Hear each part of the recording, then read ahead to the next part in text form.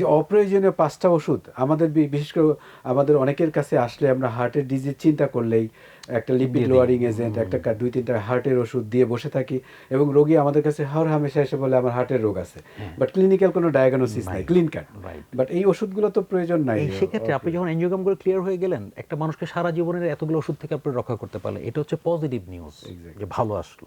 তার মানে কি, আপনার এনজিওগ্রাম করে যে রিপোর্ট ভালো আসে, এটা কিন্তু আপনার লাভ। কি লাভ? যে আননেসেসারি ওষুধের বার্ডেন থেকে আপনি বেঁচে গেলেন। সেকেন্ড থিং, ব্লক ধরা পড়লো। সেক্ষেত্রে আমরা দেখি যে ব্লকটা কোথায়, কোন রক্তনালীতে। হার্টের প্রধান রক্তনালী 3টা থাকে, কোন লোকেশনে, ব্লকের পার্সেন্টেজটা কতটুকু রোগীরা জানতে চায়। সবসময় একটাই কথাই জিজ্ঞেস করে, ডক্টর পার্সেন্টেজ কত, পার্সেন্টেজ কত। ব্লকের পার্সেন্টেজ Yes. কত? আমরা যেটা বলতে চাই যে ইউজুয়ালি যখন পার্সেন্টেজটা ইউজুয়ালি 70% ক্রস করে যায়, 70%-এর আগে যে ব্লকগুলো, এগুলোতে সচরাচর পেশেন্টের সিমটম হয় না এবং কিছু করাও লাগে না, প্রয়োজন হয় না। শুধু ওষুধ খেলেই চলে।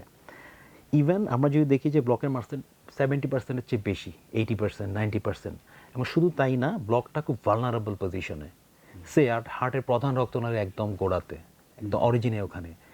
তখন আমরা অ্যাডভাইস করি যে না বাবা, আপনার এই ব্লক থাকা অবস্থায় আপনাকে শুধু ওষুধে রাখাটা নিরাপদ না। কেন? কারণ ওই ব্লকটাই, ওই যে বললাম, চর্বির দলাটা ফেটে যেয়ে যখন তখন 100% বন্ধ হয়ে যেতে পারে এবং বড় ধরনের একটা হার্ট অ্যাটাক হতে পারে। তখন আমরা পেশেন্টকে অ্যাডভাইস করি যে ইদার আপনার যদি একটা রিং পরানো দরকার হয়, আমরা ব্লকটা খুলে দিয়ে রিং পরিয়ে দিব,